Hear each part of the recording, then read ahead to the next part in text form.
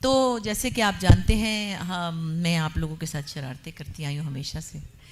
तो कुछ कैरेक्टर्स ऐसे हैं जो मैं आपके सामने दोबारा से करती हूँ। कुछ नई चीज़ें भी हैं। तो आपको पता है मेरी छोटी बहन Asma Abbas, she is a very talented actor, और पिछले कुछ सालों से जब से काम कर रही हैं, माशाल्लाह इन्होंने बड़ी जगह बनाई अपने लिए।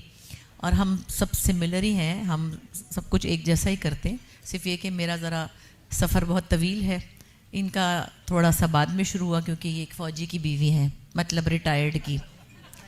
जब फ़ौजियों से शादियां हो जाती हैं तो फिर वहाँ पे रिस्ट्रिक्शन होती है कि बीवियाँ काम नहीं कर सकती। और फिर अल्हम्दुलिल्लाह रब्बिल आलमीन जब वो रिटायर हुए तो इन्हें छलांग मारी और फिर ये टीवी पे आ गई।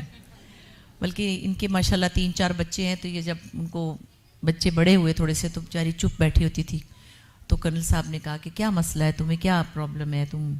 उसने कहा मैं कुछ करना चाहती हूँ। तो उन्होंने कहा, मतलब उन्होंने तो यही कहना था कि कोई फर्नीचर की दुकान खोल लो या कोई मतलब किसी बैंक में नौकरी कर लो। ये नहीं पता था कि जो कुछ हमारे अंदर है, खैर वो समझते समझते अब उनको समझ आ ही गई है कि ये कोई केस नॉर्मल नहीं है।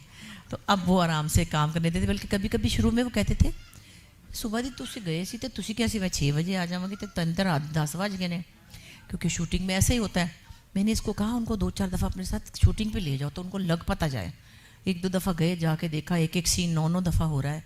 फिर एक दफ़ा देखा कि गर्मी में धूप में पसीनों में मर रहे हैं, उठ के कहते कि बाबा तुहाडा ही काम में साढ़े कोलों नहीं होंदा।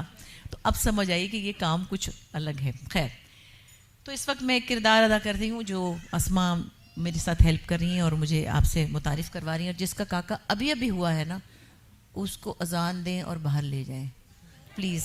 मैं ये रिक्वेस्ट इसलिए करती हूँ कि बेबी का कोई कसूर नहीं होता, बेबी होता है बोर। तो अम्मियाँ जो हैं वो फिर रोते हुए बेबी को लेके जब ये यहाँ बैठती हैं तो फिर हमारा काफ़ी काम डिस्टर्ब होता है। अच्छा जी, बताइए। जी जनाब, अस्सलाम वालेकुम। और आज आपकी मुलाकात करा रही हूँ पाकिस्तान की एक बहुत मशहूर सियासतदानी से। तशरीफ़ लाती हैं सियासतदानी मैडम शौकिया अकबरुद्दीन शहाब।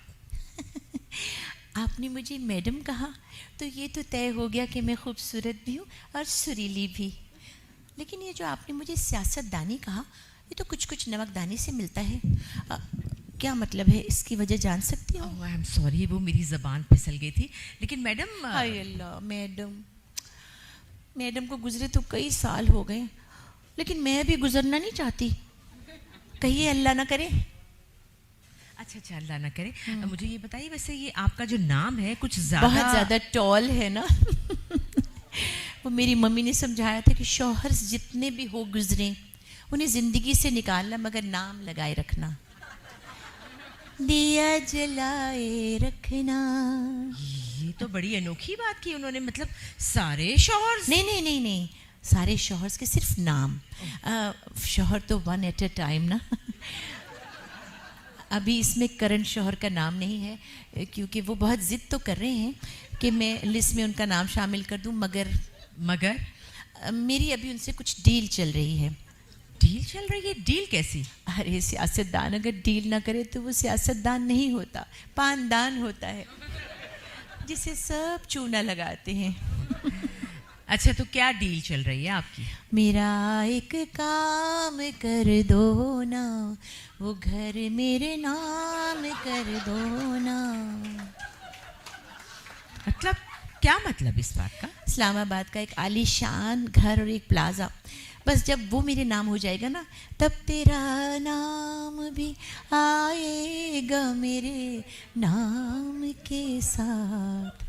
वाह भाई वाह, हर बात आप तरन्नुम से करते हैं। क्या आपको शुरू से गाने का शौक था? दरअसल अभी कुछ अरसे पहले मैंने ये महसूस किया कि डिमांड अगर तरन्नुम से की जाए तो ज़रा ज़्यादा असर रखती है।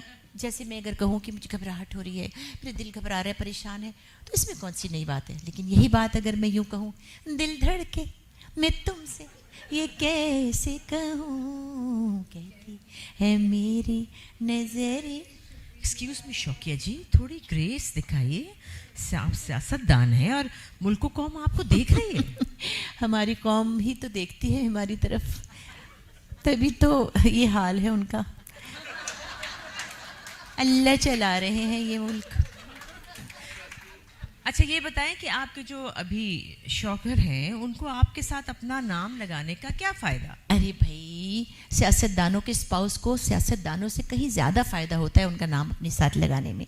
भाई कोई भी ममनुआ मशरूब शहद में तब्दील किया जा सकता है, या किसी को घूर के कोई भी काम करवाया जा सकता है।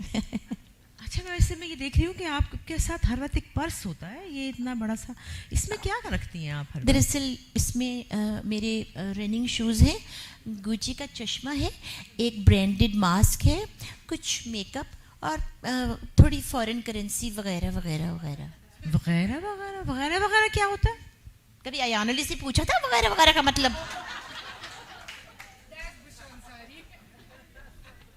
खैर इसमें कुछ लॉन्ड्री है, वो लेकर आई हूँ। मतलब मैले कपड़े आप पाकिस्तान से यहाँ धुलवाने लाई हैं? उफ़, समझा करें ना, पाकिस्तान के मैले नोट धुलवाने यहीं तो लाने पड़ते हैं।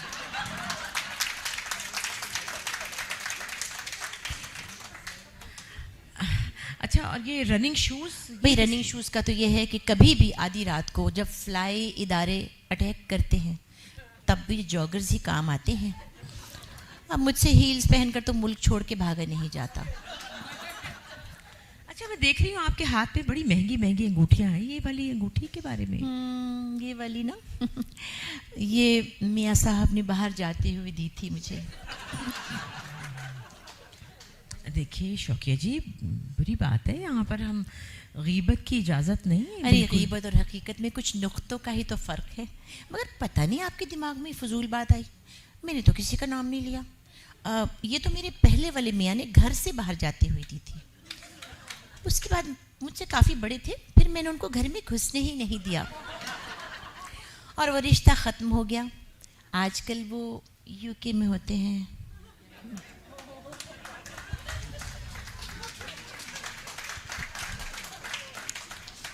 अच्छा अच्छा, और वो जो दूसरी वाली अंगूठी है वो? हाँ ये वाली तो और भी महंगी है।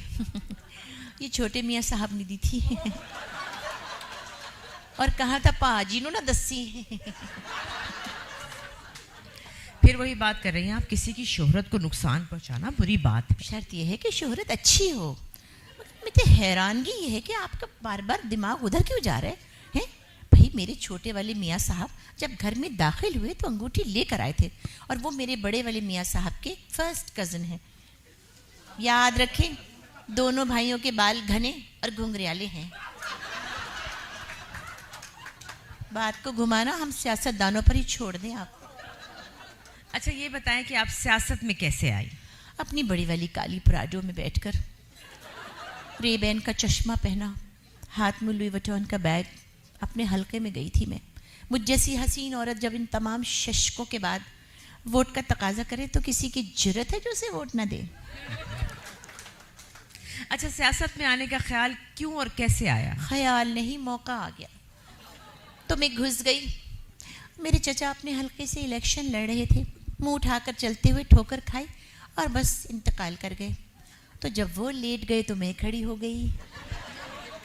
उनकी जगह मुझे खड़े होना ही था तो खाना खुल गया था, बिरयानी की खुशबू आ रही थी, तो वोट तो मुझे को पड़ने थे ना। अच्छा अच्छा, इसका मतलब है कि आप मजबूरन सियासतदान बन गई। मजबूरी का नाम शुक्रिया।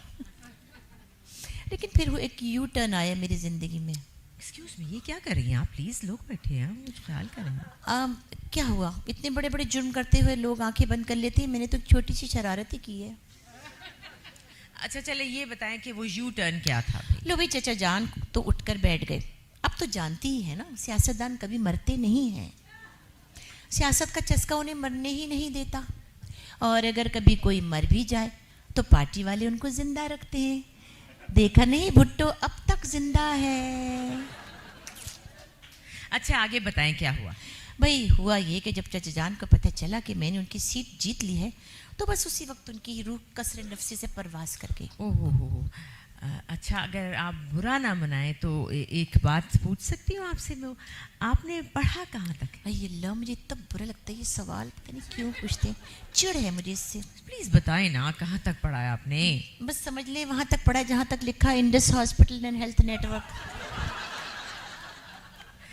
अच्छा ये कुर्सी ठीक है, ये चुभ तो नहीं रही आपको? हाँ, ये गैर सियासी कुर्सियाँ चुभती बहुत हैं मुझे।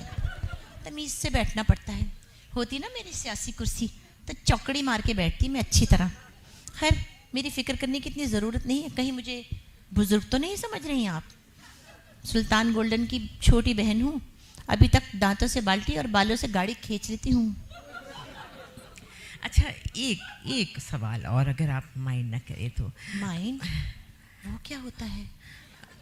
माइंड तो वो होता है जब वो अपडेट होता है ना सॉफ्टवेयर, तो फिर माइंड सेट होता है। अच्छा चलिए, मुझे ये बताइए कि आपकी उम्र क्या है? अरे भाई उम्र की तो मैं बोर हो गई इस सवाल से। उम्र का क्या पूछना, मैंने तो अब ये सोच लिया है कि भाई आप तोल लें, जो भारी वही बड़ा।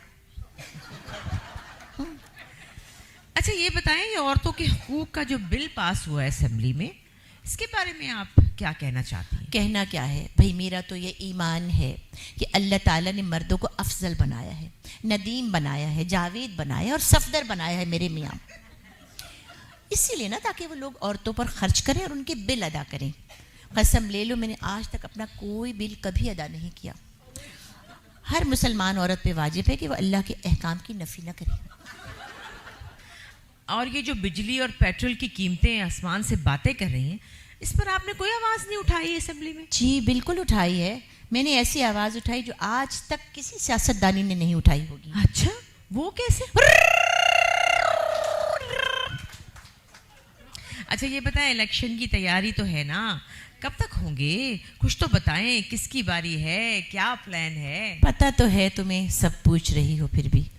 ये दुनिया रहे ना रहे मेरे हमदम, हमारी सियासत तो जिंदा रहेगी। अच्छा चले, अपनी कौम को कोई अच्छी खबर ही दे दीजिए, कौम बड़ी परेशान है। कौन सी कौम?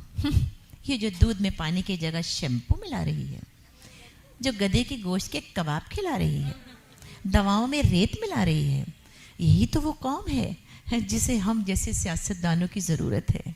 यही तो है वो अपनापन। और कुछ सुनना है? हम ही बनेंगे इनके अगले भी लीडर और हुक्मरान। जो चाहे सो कर लें, होगा तो वही जो हम चाहेंगे।